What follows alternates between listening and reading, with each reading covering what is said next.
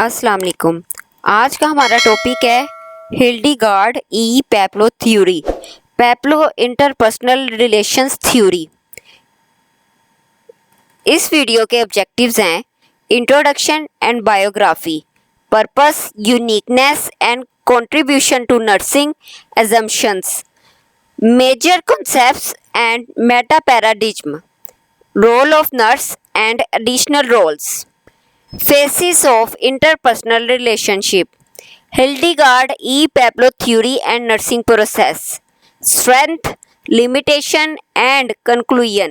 अब एक एक करके हम इसे डिस्कस करते हैं। इंट्रोडक्शन एंड बायोग्राफी से हम स्टार्ट करते हैं। हिल्डीगार्ड ई पैप्लो के बारे में हम पढ़ते हैं इसमें कि उनकी एजुकेशन क्या थी, वो कहाँ पैदा हुई, ये सारा हम इसमें डिस्कस करेंगे। स्टार्ट करते हैं। Born in Reading city, Pennsylvania, 1909 USA. Hildegard E Peplau 1909 में अमेरिका की रियासत पेंसिल्वानिया के शहर रीडिंग में पैदा हुई। ये इनकी पैदाइश का साल और मुकाम था। डिप्लोमा प्रोग्राम इन पोर्ट्सटाउन, पेंसिल्वानिया इन 1931। उन्होंने 1931 में पोस्ट टाउन पेंसिल्वानिया से नर्सिंग का डिप्लोमा मुकम्मल किया। ये इनकी बेसिक नर्सिंग एजुकेशन है। BA in interpersonal psychology, Bennington college in 1943 में उन्होंने बेनिंगटन कॉलेज से इंटरपर्सनल साइकोलॉजी में बीए किया। यानी उन्होंने जो ह्यूमन है उनके दरमियान में जो ताल्लुकात है यानी इंटरपर्सनल रिलेशनशिप और इनके जो बिहेवियर है उसकी स्टडी की। MA in psychiatric nursing from Colombia university New York इन 1947 में कोलंबिया यूनिवर्सिटी न्यूयॉर्क से साइकेट्रिक नर्सिंग में मास्टर किया। यानी उन्होंने ज़हनी यानी मेंटल हेल्थ की नर्सिंग में एक हाई एजुकेशन उन्होंने हासिल की। She was accredited as the mother of psychiatric nursing. उन्हें साइकेट्रिक नर्सिंग की माँ कहा जाता है। मेंटल हेल्थ की नर्सिंग को जो प्रमोट करने के लिए इनका जो रोल है वो बहुत ज़्यादा इम्पोर्टेंट है। EDD stands for doctor of education, यानी ईडीडी का मतलब है डॉक्टर ऑफ एजुकेशन। ये जो एजुकेशन का जो शोबा है उसकी डॉक्टरेट डिग्री है। EdD in curriculum development, Columbia University in 1953 में उन्होंने कोलंबिया यूनिवर्सिटी से करिकुलम डेवलपमेंट में ईडीडी हासिल की। यानी उन्होंने करिकुलम तैयार करने के जो शोबा होता है उसमें उन्होंने डॉक्टरेट की। EDD is a doctorate in education granted by a college of education. Started first post baccalaureate program in nursing. उन्होंने नर्सिंग का पहला पोस्ट बैकलॉरेट प्रोग्राम शुरू किया। यानी बीएस नर्सिंग के बाद मज़ीद आला तलीम का उन्होंने प्रोग्राम स्टार्ट कर दिया। Published interpersonal relations in nursing in 1952 में उन्होंने interpersonal relations in nursing नामी किताब उन्होंने पब्लिश की। इस किताब में इनका मशहूर नज़रिया बयान किया गया, इनकी थ्योरी बयान की गई है। 1968 में interpersonal techniques, the crux, central point और हार्ट ऑफ साइकेट्रिक नर्सिंग। 1968 में उन्होंने कहा कि इंटरपर्सनल टेक्निक्स ही साइकेट्रिक नर्सिंग का इम्पोर्टेंट पार्ट है। जो मेंटल पेशेंट्स होते हैं उनके साथ जो अच्छा गुड रिलेशनशिप होता है वो कायम करना सबसे ज़्यादा इम्पोर्टेंट होता है। Worked as executive director and president of ANA। उन्होंने अमेरिकन नर्सिस एसोसिएशन में एग्जीक्यूटिव डायरेक्टर और प्रेसिडेंट के तौर पर काम किया। यानी वो नर्सिंग की बड़ी डायरेक्टर भी रही हैं या लीडर आप कह सकते हैं। Worked with WHO, NIMH and nurse corps. उन्होंने NIMH, WHO और नर्स कॉर्प्स के साथ भी काम किया है। यानी उन्होंने एक इंटरनेशनल लेवल पर जो मेंटल हेल्थ है और नर्सिंग की प्रोग्रेस है उसके लिए उन्होंने काम किया। Died in 1999। उन्होंने अपनी ज़िंदगी नर्सिंग की खिदमत में गुजार दी और 1999 में वफात पा गई। Pablo theory defined nursing as an interpersonal process of therapeutic interactions between an individual who is sick or in need of health services and a nurse specially educated to recognize respond to the need for help। यानी पेप्लो के मुताबिक nursing क्या है, ये एक ऐसा interpersonal process होता है जिसमें थेराप्यूटिक यानी इलाजी जो इंटरेक्शन होता है, इंटरेक्शन किसके दरमियान, इंडिविजुअल के दरमियान जो या तो बीमार हो या इन्हें हेल्थ सर्विसेज की ज़रूरत हो। एक नर्स स्पेशली एजुकेट की जाती है ताकि वो रिकॉग्नाइज कर सके और रिस्पॉन्स कर सके उन लोगों के लिए जिनको वाकई मदद की ज़रूरत होती है। नर्स सिर्फ इलाज नहीं करती बल्कि पेशेंट से एक इंटरपर्सनल रिलेशनशिप कायम करके इसकी मदद भी करती है। Significant therapeutic interpersonal process that is an educative instrument and a maturing force that aims to promote forward movement of personality in the direction of creative, constructive, productive, personal and community living।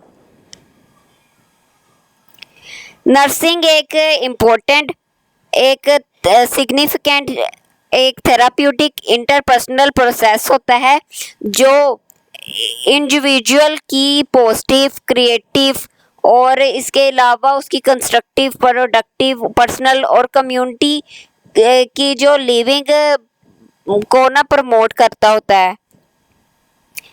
यानी nurse जो सी है patient की सिर्फ जिस्मानी नहीं बल्कि ज़हनी, जज्बाती और सोशल बेहतरी में भी मदद करती है।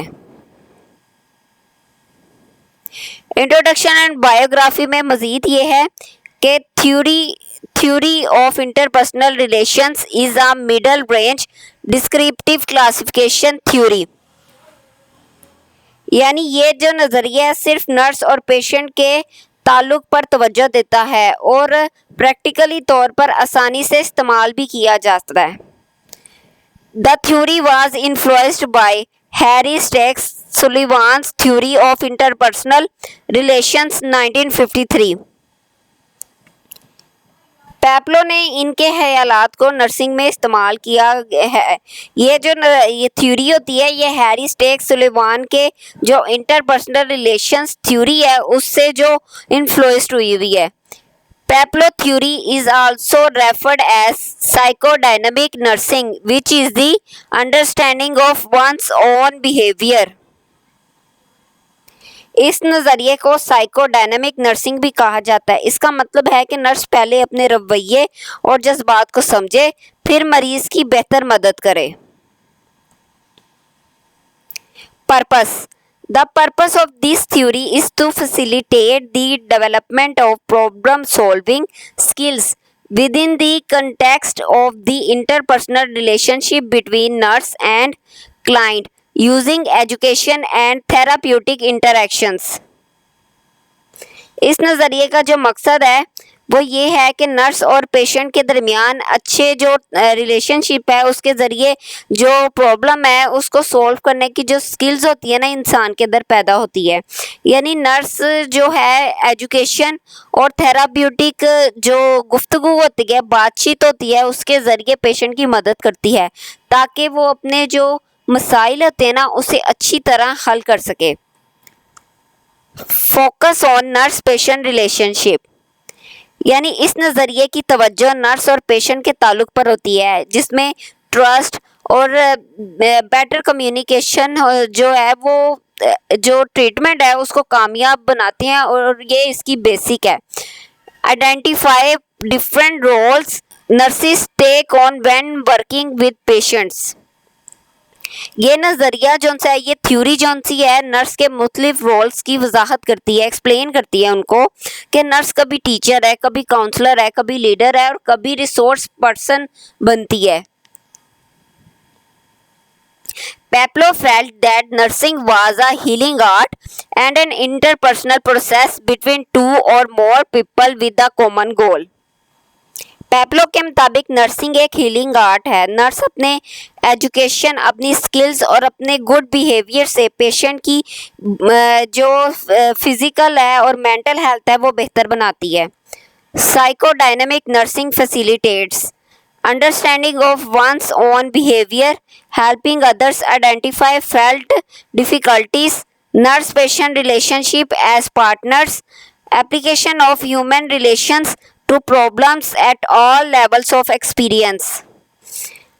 अपने रवैये को समझना, नर्स पहले अपने जज्बात और रवैये को पहचानती है। Understanding of one's own behaviour.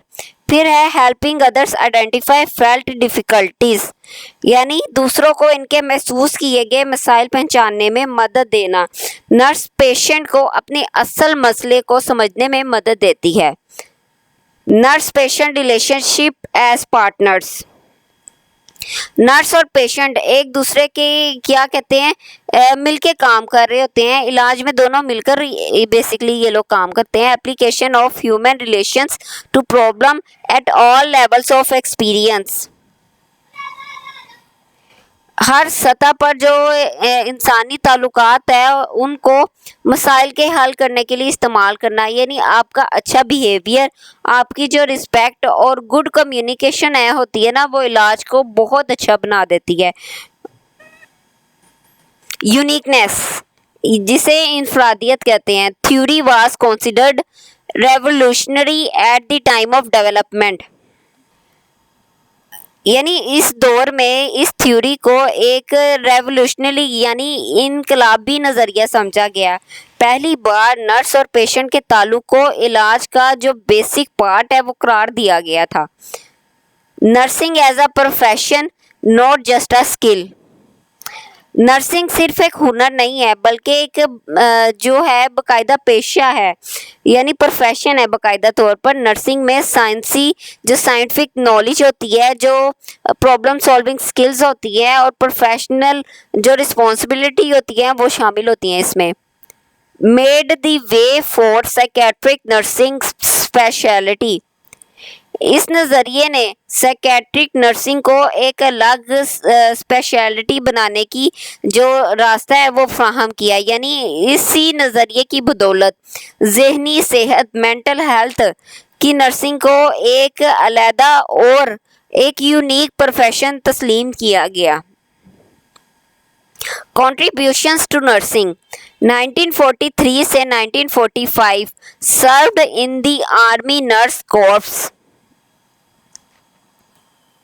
Nursing में अगर कंट्रीब्यूशन की बात की जाए तो 1943 से 1945 तक उन्होंने आर्मी नर्स कॉर्प्स में बतौर नर्स अपनी जो सर्विस है वो काम किया उस सर्विस पे, यानी दूसरे जंग अजीम के दौरान जब सेकेंड वर्ल्ड वार लगी उसके दौरान उन्होंने जो फौजी नर्स होते हैं उनके तौर पर जो ज़ख्मी और बीमार फौजियों की देखभाल की थी, जिससे इन्हें जो प्रैक्टिकल एक्सपीरियंस है वो हासिल हुआ था।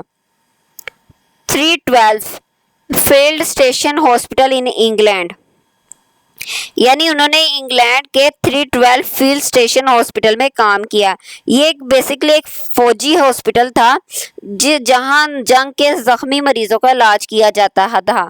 यहाँ काम करने से इन्हें जहनी और जिस्मानी मरीज़ों की देखभाल का एक बड़ा अच्छा एक्सपीरियंस मिला।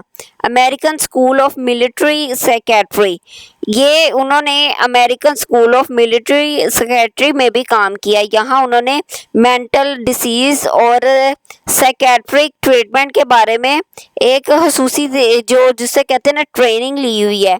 Worked with leading figures in British and American psychiatry, उन्होंने बरतानिया और अमेरिका के जो मरूफ माहरीन नफ्सियात हैं उनके साथ काम किया हुआ है। बड़े माहरीन जैसे लीडिंग फिगर्स होते हैं उनके साथ काम करने से इनके जो एजुकेशन है, इनके एक्सपीरियंस में इजाफा हुआ, जिसका फ़ायदा बाद में नर्सिंग थ्योरी बनाने में हुआ था।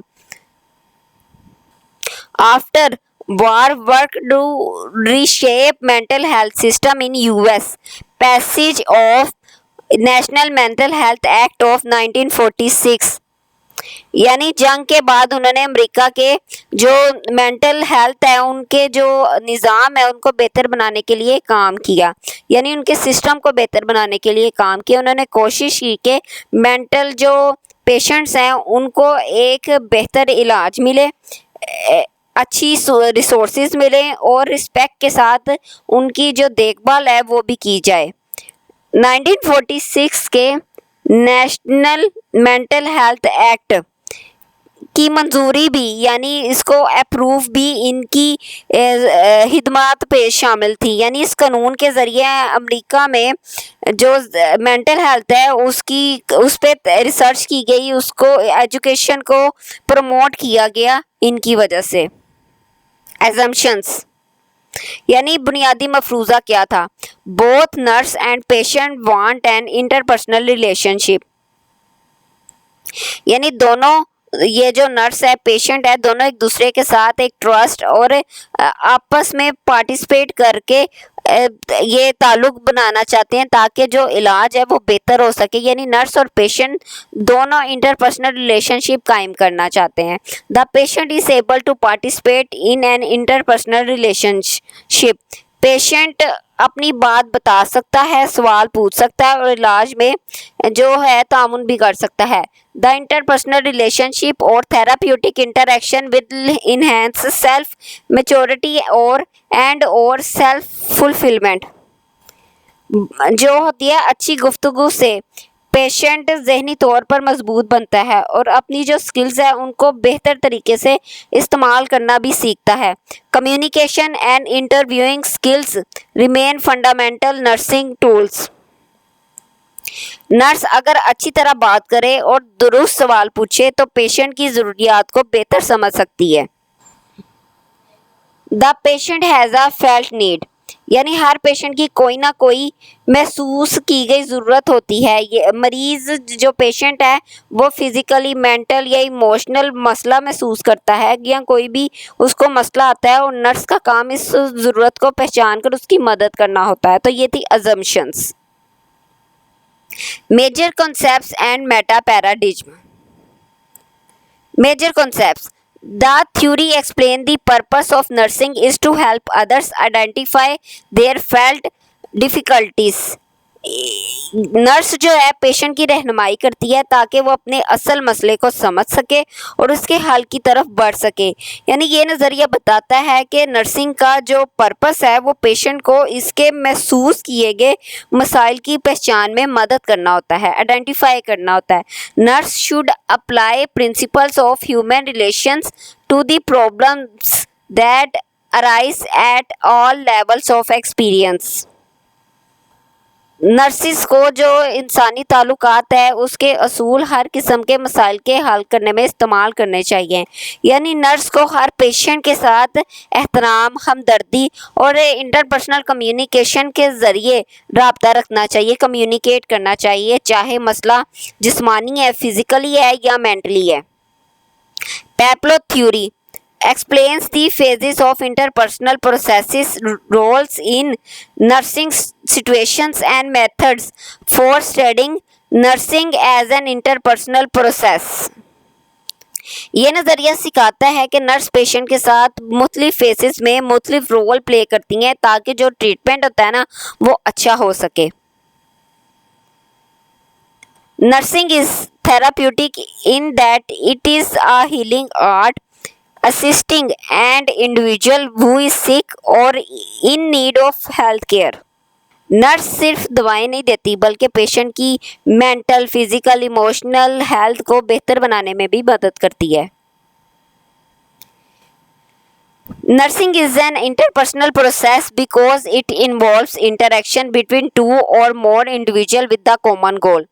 इसमें जो नर्स होती है और पेशेंट होते हैं ये मिलकर पेशेंट की सेहत बेहतर बनाने के लिए काम कर रहे होते हैं। The attainment of goal is achieved through the use of a series of steps following a series of pattern. यानी नर्सिंग में जो ट्रीटमेंट है एक स्टेप बाय स्टेप से किया जाता है, जैसे जो ताल्लुक कायम करना, मसला पहचानना, कोई भी प्लान बनाना, इस पे काम करना और क्या इसका रिजल्ट होता है वो भी फाइंड आउट करना। The nurse and patient work together so both become mature and knowledgeable in the process. इस प्रोसेस में पेशेंट अपनी बीमारी को बेहतर समझता है जबकि नर्स भी पेशेंट के तजर्बात से सीखती है, इसलिए दोनों को फ़ायदा होता है। तो ये थे मेजर कॉन्सेप्ट्स। अब बात करते हैं मेटा पैराडिज्म के बारे में। Person are developing organism that tries to reduce anxiety caused by needs. Individual एक तरक्की करने वाली हस्ती है जो अपनी ज़रूरियात की वजह से पैदा होने वाली बेचैनी को कम करने की कोशिश करती है। यानी इंसान हमेशा अपनी जिस्मानी, ज़हनी और जज्बाती ज़रूरियात पूरी करने की कोशिश करता है ताकि परेशानी उसकी कम हो और उसको सुकून मिले। An individual is made of physiological, psychological and social spheres striving towards equilibrium in life. आप ये कहते हैं कि इंसान जिस्मानी, नफ्सियाती, समाजी पहलुओं पर ये मिलकर बनता है और ज़िंदगी में एक बैलेंस कायम करने की कोशिश करता है। सेहतमंद ज़िंदगी के लिए जिस्म, ज़हन और सोशल रिलेशनशिप में एक बैलेंस होना बहुत ज़्यादा ज़रूरी है। Life is an unstable equilibrium. इंसान गैर मुसलसल तवाज़ुन की हालत में ज़िंदगी गुजारता है, यानी अनस्टेबल इक्विलिब्रियम में ज़िंदगी में हालात बदलते रहते हैं, इसलिए इंसानों का जो बैलेंस है ना वो भी बदल सकता है, इसलिए दोबारा इसे कायम करना पड़ता है। तो ये था पर्सन। अब बात करते हैं थ्योरी के अकॉर्डिंग इन्वायरमेंट जो पैब्लो ने क्या डिफाइन किया। नो स्पेसिफिकली डिफाइंड, यानी पैब्लो ने माहौल की कोई डेफिनेशन नहीं दी, उन्होंने माहौल की तफसील बयान नहीं की बल्कि एक अमूमी जो तस्वुर है ना वही पेश किया। Forces existing outside the organism, individual और in the context of culture in which modes, customs and beliefs are acquired. यानी माहौल से मुराद वो तमाम जो एक्सटर्नल प्रोसेसेस आती हैं और वो कल्चर इन्वायरमेंट आता है जहाँ इंसान अपने जिसे कहते हैं रस्म व रिवाज और अपने बिलीव्स, अपने मोड्स, अकायद की बेस पे से सीखता है। यानी ख़ानदान, माशरा और इसका कल्चर, और कल्चर के अलावा जो इसकी जो रसूमात होती हैं ना, जो इनके रवायात चलते आ रहे हैं वो इंसान के रवैये पे, बिहेवियर पे और उसकी पर्सनैलिटी पे भी असर डालते हैं। Health, Pablo did not include an exact definition of health with in her model. यानी पैब्लो ने अपने नज़रिए में सेहत की कोई वाज़िह तारीफ नहीं की, उन्होंने सेहत को एक मुकर्ररा हालत की बजाय मुसलसल तरक्की का प्रोसेस समझा है। Pablo viewed health as a word symbol that implied forward movement of personality and other ongoing human processes in the direction of creative, constructive, productive, personal and community living. Pablo के मुताबिक सेहत एक ऐसी हालत है जो पर्सनैलिटी की progress और इंसान को एक क्रिएटिव, कंस्ट्रक्टिव, प्रोडक्टिव, पर्सनल और कम्युनिटी लिविंग में प्रोग्रेस करने देता है और ये इसकी सेहत का एक बाकायदा पार्ट होता है। प्रोमोटिंग थ्रू इंटरपर्सनल प्रोसेस, यानी नर्स और पेशेंट के अच्छे ताल्लुक से जो पेशेंट है उसकी जो सेहत होती है ना वो बेहतर होती है। अब नर्सिंग की बात की जाए, is a signified therapeutic interpersonal process that functions cooperatively with other human processes that make health possible. Pablo के मुताबिक जो नर्सिंग है सिर्फ इलाज नहीं बल्कि पेशेंट की मुकम्मल सेहत के लिए डिफरेंट फील्ड्स के साथ मिलके काम कर रही होती है और हेल्थ को पॉसिबल बनाती है। Is a human relationship between an individual who is sick or who has a felt need and a nurse who is educated to recognize and respond to the need for help. Nurse patient की ज़रूरत को पहचानती है और मुनासिब मदद भी provide करती है। achieves its goal by promoting the patient development of skills to deal with problems and achieve health. This is a mutual and collaborative process that attempts to resolve the problem. Nursing का मकसद patient में ऐसी सलाहियत पैदा करना है कि वो अपने मसले खुद हल कर सके और सेहत को हासिल करे। ये एक म्यूचुअल और कोलैबोरेटिव प्रोसेस होता है और इसी पे ये बेस कर रहा होता है। Views the nursing process as having sequential steps that focus on therapeutic interactions. Pablo के मुताबिक नर्सिंग प्रोसेस एक मुसलसल और सिक्वेंशियल स्टेप्स पर बेस कर रहा होता है जो कि ट्रीटमेंट के रिलेशनशिप पर बेस कर रहा होता है। Involves the use of problem solving techniques by the nurse and the patient. According to Peplau, both the nurse and patient learn the problem solving process from the relationship. Nurse और patient एक दूसरे के साथ काम करते हुए नए तजर्बात हासिल करते हैं। Role of nurse. अब पैब्लो की थ्योरी में नर्स का रोल क्या है? स्ट्रेंजर क्या है? नर्स शुरू से पेशेंट से ऐसे मिलती है जैसे किसी नए शख्स से मिलते हैं। एहतराम और एतमाद का माहौल होता है। Stranger receives the client in the same way one meets a stranger in other life situations, provides an accepting climate that builds trust. अब बात कीजिए टीचर की। वो imparts knowledge in reference to a need or interest। यानी nurse patient को बीमारी, इलाज और सेहत के बारे में एजुकेट करती है। Resource person, one who provides a specific needed information that aids in the understanding of a problem or new situation। Nurse patient को जो इम्पोर्टेंट इंफॉर्मेशन है वो प्रोवाइड करती है ताकि वो अपनी बीमारी को बेहतर समझ सके। Counsellors helps to understand and integrate the meaning of current life circumstances, provides guidance and encouragement to make changes. Nurse patient को इमोशनल सपोर्ट प्रोवाइड करती है, मसाइल समझने और पॉजिटिव तब्दीली होती है वो लाने में मदद करती हैं। Surrogate helps to clarify domains of dependence, interdependence, and independence and acts on client's behalf as an advocate. ज़रूरत पड़ने पर नर्स जो होते हैं पेशेंट की जो नुमाइंदगी होती है ना वो कर रहे होते हैं, यानी आप सरोगेसी का काम कर रहे होते हैं और इसके अलावा इसके जो हकूक़ होते हैं ना उसका भी ये तहफ़्फ़ुज़ कर रहे होते हैं। Leader helps client assume maximum responsibility for meeting treatment goals in a mutually satisfying way। जो नर्स है पेशेंट को इलाज के जो तरीक़ाकार है उसको हासिल करने में उसको एजुकेट करती है, उसको रिस्पॉन्सिबिलिटी लेने की जो हौसला अफजाई करती है, तो एज अ लीडर काम कर रही होती है। एडिशनल रोल्स जिसमें टेक्निकल एक्सपर्ट आ जाते हैं, यानी जो इंस्ट्रूमेंट्स होते हैं और नर्सिंग एजुकेशन को दुरुस्त तरीके से इस्तेमाल करती है। कंसल्टेंट मीन सेहत के बारे में पेशेंट को मशवरा देती है। हेल्थ टीचर सेहतमंद ज़िंदगी और बीमारी से प्रिवेंट कैसे किया जाता है उसके बारे में एजुकेट करती है। सोशलाइजिंग एजेंट यानी पेशेंट को सोसाइटी के साथ अच्छे ताल्लुकात कायम करने में मदद देती है। सेफ्टी एजेंट यह पेशेंट को नुकसान से बचाती है और एक सेफ इन्वायरमेंट प्रोवाइड करती है। मैनेजर ऑफ इन्वायरमेंट यह पेशेंट के इर्द गिर्द साफ, महफूज और आरामदेह माहौल को मेंटेन करती हैं।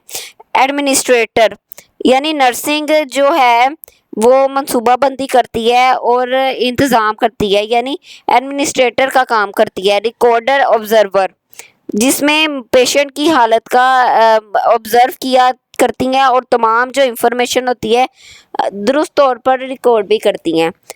रिसर्चर नर्सिंग जो होती है रिसर्च करती है ताकि पेशेंट की जो देखभाल होती है ना मज़ीद बेहतर बनाई जा सके। Faces of interpersonal relationship identified 4 sequential phases in the interpersonal relationship: orientation, identification, exploitation, resolution. पैप्लो ने ये 4 जो फेसेस होती हैं नर्स और पेशेंट को ताल्लुक को मजबूत बनाने और इलाज को कामयाब बनाने के लिए इस्तेमाल होते हैं। ये 4 एक एक करके हम इसको डिस्कस करते हैं। पहला आता है orientation phase. Problem defining face होती है, यानी इस जो फेस होती है इसमें पेशेंट के असल मसले की जो शनाख्त होती है वो डिफाइन किया जाता है कि क्या प्रॉब्लम है। Start when client meets nurse as stranger, यानी ये कब स्टार्ट होता है? ये शुरू में दोनों एक दूसरे को नहीं जानते, फिर जो होता है ट्रस्ट रिलेशनशिप कायम होता है। Defining problem and deciding type of service needed. इस नर्स जो होता है पेशेंट की ज़रूरत का जायज़ा लेकर मुनासिब इलाज और देखभाल का मंसूबा बनाती है। और फिर client seeks assistance, conveys needs, ask questions, shares preconceptions and expectations of past experiences, यानी पेशेंट अपनी बीमारी, परेशानी और माजी जो पास्ट में उसके इलाज के जो एक्सपीरियंस होते हैं नर्स के साथ शेयर करती हैं ताकि उसको अच्छी गाइडलाइन मिल सके। Nurse response explain roles to client, helps to identify problems and to use available resources and services, यानी नर्स एतमाद कायम करती है, यानी ट्रस्ट कायम करती है और पेशेंट को इलाज के बारे में इंफॉर्मेशन देती है और जो एडिकेट रिसोर्सेज होती है उन तक कैसे अवेलेबल रिसोर्सेज है उसका कैसे यूज़ करें और सर्विसेज का कैसे यूज़ करें ये भी बताती हैं। Factors influencing orientation face nurse और पेशेंट, जिसमें नर्स के क्या आते हैं? वैल्यूज़ में जो नर्स की जो अखलाक आते हैं और उसके जो असूल होते हैं पेशेंट के साथ रवैये पर जो उसके अपने अखलाक है ना वो असरअंदाज हो रहे होते हैं, इफ़ेक्ट कर रहे होते हैं। कल्चर रेस, यानी उस सकाफ़त और नस्ल, नर्स का जो कल्चर है वो अगर डिफरेंट हो और उसकी जो रेस है यानी नस्ली शनाख्त है इसके सोचने और पेशेंट से बात करने के अंदाज पे को मुतासिर करती है। बिलीव्स, जो नर्स के ज़ाती, मजहबी या आप ये कह दें कल्चरली जो बिलीव होते हैं वो इसके फ़ैसले और इसके रवैये पर भी इफ़ेक्ट डाल रहे होते हैं। पास्ट एक्सपीरियंसेस, यानी पहले के नर्सिंग एक्सपीरियंसेस जो नर्स को अपने पेशेंट के साथ बेहतर या डिफरेंट स्टाइल में काम करने में मदद देते हैं। एक्सपेक्टेशंस, नर्स की जो पेशेंट से मुतालिक जो एक्सपेक्टेशंस होते हैं वो भी इसके रवैये और इसके जो फैसले होते हैं ना उसको इफ़ेक्ट कर रहे होते हैं। प्री कंसीव्ड आइडियाज़, यानी पहले से कायम जो उसके ख्यालात होते हैं या तसव्वुर होते हैं, अगर नर्स पेशेंट के बारे में पहले से कोई राय बना ले तो इसके इलाजी ताल्लुक को भी क्या करते हैं? इफेक्ट कर सकते हैं। तो ये थे नर्स के जो फैक्टर्स होते हैं जो कि ओरिएंटेशन फेज पे इफेक्ट कर रहे होते हैं। अब आते हैं पेशेंट की बात, तो वही चीज़ें हैं values, cultural race, beliefs, past experiences और expectations,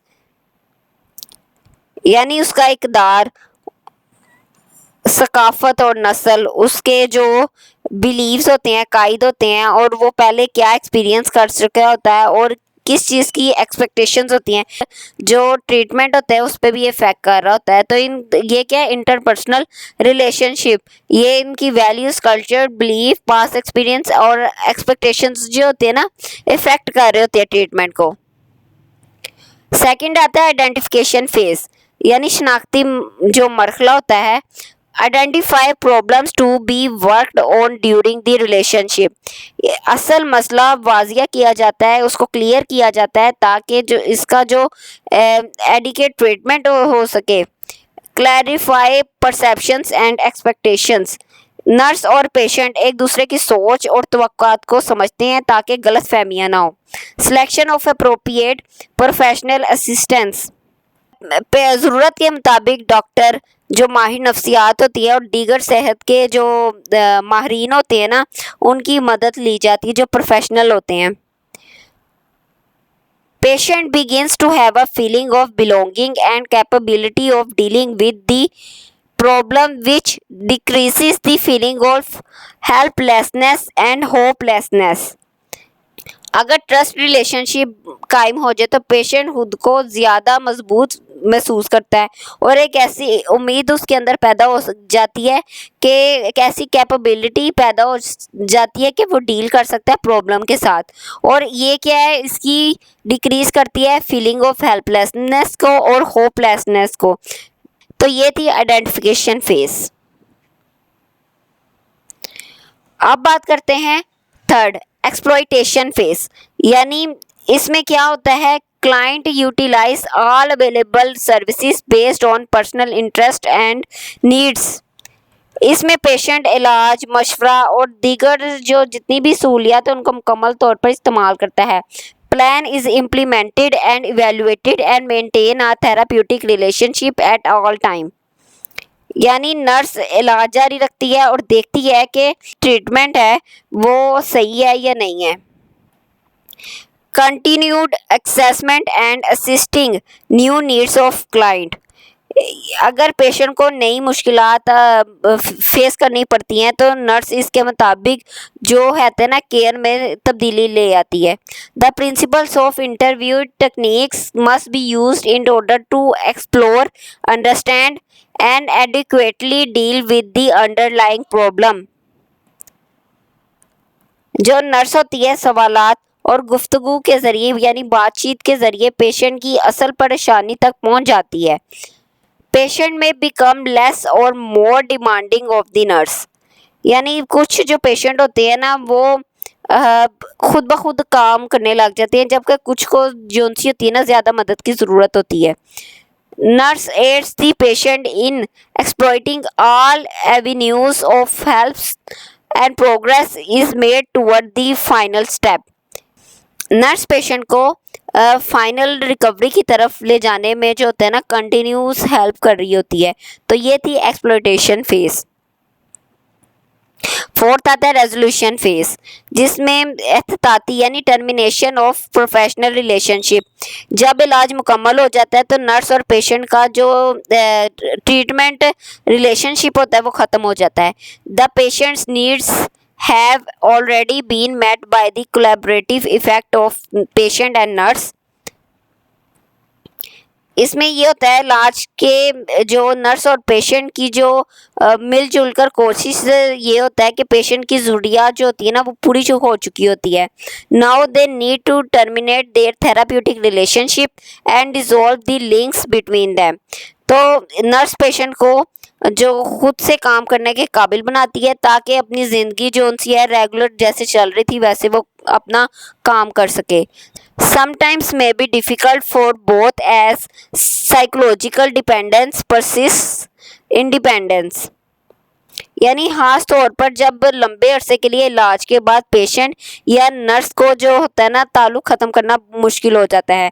move towards new goals. फिर ये होता है कि जब इंडिपेंडेंस आ जाती है तो सेहतयाब यानी रिकवरी के होने के बाद पेशेंट ज़िंदगी के नए गोल्स की तरफ मूव ऑन कर जाता है। तो ये थी resolution phase. Interpersonal theory and nursing process. अब ये है both are sequential and focus on therapeutic relationship. Both use problem solving techniques for the nurse and patient to collaborate on with the end purpose of meeting the patient's needs.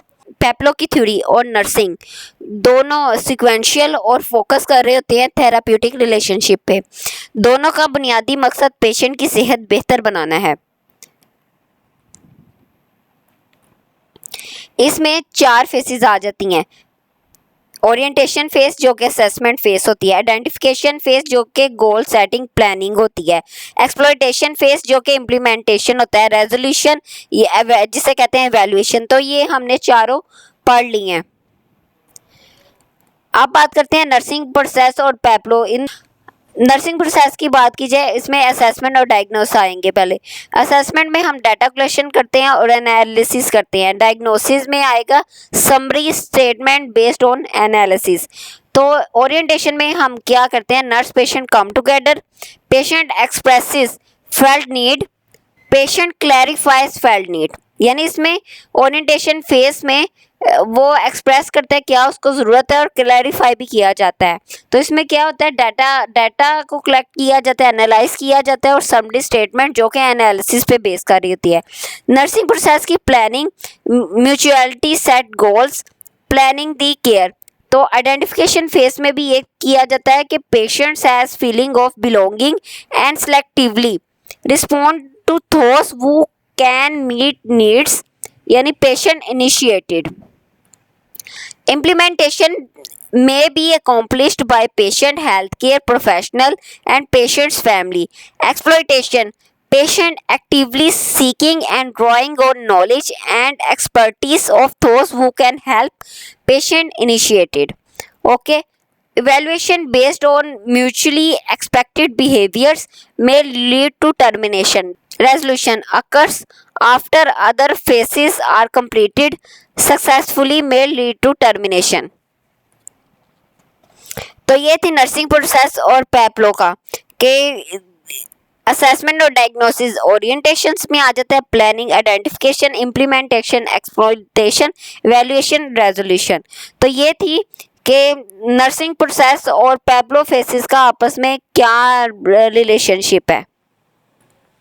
Strength of पैपलो theory, यानी इसकी जो ताकत है पैपलो theory की वो क्या है। Shift focus to partnership, moves nursing from doing things to a patient to working with the patient, promoting true patient centred care. ये थ्योरी नर्सिंग की तवज्जो सिर्फ पेशेंट के लिए काम करने से हटाकर पेशेंट के साथ मिलकर काम करने पर देता है, जिससे पेशेंट सेंटर्ड जो केयर होती है वो मुमकिन होती है। Highly practical 4 faces, the logical progression, orientation, identification, exploitation, resolution provides a clear clinical roadmap from admission to discharge. यानी नर्स को मालूम होता है कि हर स्टेप पर क्या करना है, इसलिए पेशेंट की जो केयर ऑफ होती है वो एक ऑर्गेनाइज तरीके से होती है। Universal application, through born in psychiatric nursing, it easily adapts to any clinical setting, ICU, medical, surgical और community health। ये जो थ्योरी होती है सिर्फ मेंटल हेल्थ तक ये लिमिटेड नहीं होती, बल्कि तमाम पेशेंट की जो केयर होती है ना उसमें भी आपको फ़ायदा देती है, जिसमें ICU, मेडिकल, सर्जिकल और कम्युनिटी हेल्थ आ जाता है।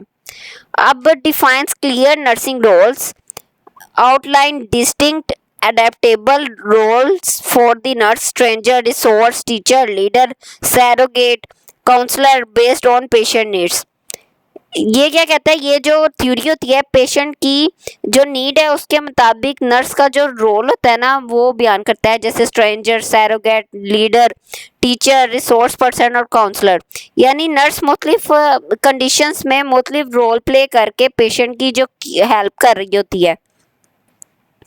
Improves communication, serves as the golden standard for teaching therapeutic communication, active listening and self-awareness in nursing। इससे जो नर्स की कम्युनिकेशन स्किल्स होती हैं वो बेहतर होती है और पेशेंट के साथ एक ट्रस्टिंग रिलेशनशिप कायम होता है। Professional independence, help establish nursing as an independent academic and scientific discipline rather than just an extension of medicine। यानी पैपलो ने साबित किया है कि नर्सिंग का अपना एक नॉलेज है, अपनी एक रिसर्च है, अपनी प्रोफेशनल जो डिसिप्लिन है उनका। तो ये थी स्ट्रेंथ। अब लिमिटेशन की बात की जाए, can not use with non participative patient, unable to participate, unconscious, catatonic, awake but unresponsive behaviour. Limitation की बात की जाए तो इसकी महदूदें क्या है, क्योंकि इस नज़रिए की जो बुनियाद होती है नर्स और पेशेंट के रिलेशनशिप पर कायम होती है, तो ये नज़रिया ऐसे पेशेंट पर अप्लाई नहीं होता जो इलाज में हिस्सा ही नहीं लेते। अनएबल टू पार्टिसिपेट, ऐसे पेशेंट जो बातचीत या फैसला करने की जो कैपेबिलिटी है वो नहीं रखते, तो उन पर भी ये नज़रिया जो उनसे होता है ना अप्लाई नहीं होता। अनकंशियस की बात की जाए तो जो बेहोश मरीज होते हैं वो नर्स के साथ बातचीत नहीं कर सकता, इसलिए जो थेराप्यूटिक रिलेशनशिप है वो भी नहीं कायम हो सकता। कैटाटोनिक कैटाटोनिक की बात की जाए तो कैटाटोनिक एक ऐसी कंडीशन है जिसमें जो पेशेंट है जो मूवमेंट है और कम्युनिकेशन है उसमें बहुत कम या बिल्कुल नहीं करता, अगरचे वो उठा हुआ ज़रूर हो सकता है लेकिन इसमें बेचैनी, उलझन और बेकरारी भी शामिल होती है, इसलिए इसे शिज़ोफ्रेनिया की एक किस्म समझा जाता है कि ये शिज़ोफ्रेनिया की एक टाइप है। अनविलिंग टू पार्टिसिपेट यानी ऐसा पेशेंट जो जानबूझकर इलाज में हिस्सा ना ले, तो ये जो थ्योरी होती है ना वो उस पर भी अप्लाई नहीं होती। नो परसीव्ड नीड जब पेशेंट ये ना समझ सके कि इसे मदद की ज़रूरत है तो नर्स के लिए जो थेराप्यूटिक रिलेशनशिप है वो कायम करना मुश्किल हो जाता है। डेफिएंट, अनकोऑपरेटिव, नॉन कंप्लाइंट अगर पेशेंट जो आपने प्रिस्क्रिप्शन दी है उस पर अमल ना कर सके या इलाज से इनकार कर दे तो थ्योरी मुकम्मल तौर पर कामयाब भी नहीं होती। तो ये थी इसकी लिमिटेशन। अब कंक्लूजन की बात कर देते हैं। Pablo theory has proved of great use to later nurse theorists and clinicians in developing more sophisticated, advanced experience and therapeutic nursing interventions, including the 7 nursing roles, which show the dynamic character roles typical in clinical nursing। इस theory ने जो है ना modern nursing को बेहतर बनाया और nurses को जो मुख्तलिफ कंडीशंस में है मुख्तलिफ रोल पे काम करने में एक गाइडेंस दी है। It entails that the nurse duty is not just to care, but the profession also incorporate every activity that may affect the client health। ये जो थ्योरी होती है ये बताती है कि नर्स की जिम्मेदारी सिर्फ पेशेंट की देखभाल नहीं बल्कि हर वो एक्टिविटी भी है जो पेशेंट की सेहत पर जो इफ़ेक्ट होते हैं वो डाल रही होती है। इसके अलावा ये पेप्लो के मुताबिक चूँकि ये थ्योरी जो सी है ना ये कम्युनिकेशन और रिलेशनशिप पर बेस कर रही होती है, इसलिए जो पेशेंट्स होते हैं ना उनमें इसका जो इस्तेमाल होता है ना वो लिमिटेड हो जाता है, क्योंकि जब बातचीत नहीं होगी तो फिर ये ट्रीटमेंट अप्लाई कैसे हो सकेगा। नर्सिंग के जो 7 रोल्स है उनकी जो नॉलेज होती है ना उनको वो गेन करके जो फ्यूचर नर्सिस होती हैं वो डिफरेंट सिचुएशन में काम कर सकती हैं, जिससे जो पेशेंट की जो बेस्ट केयर है वो उनको मिलती है और इस तरह जो इनका ट्रीटमेंट है वो कंटिन्यू होता है और उसकी जो रिकवरी होती है वो पॉसिबल हो सकती है। तो थैंक्स फॉर वॉचिंग। तो ये थी पेप्लो की थ्योरी। वीडियो पसंद आई है तो इसको लाइक, शेयर और सब्सक्राइब कर दें।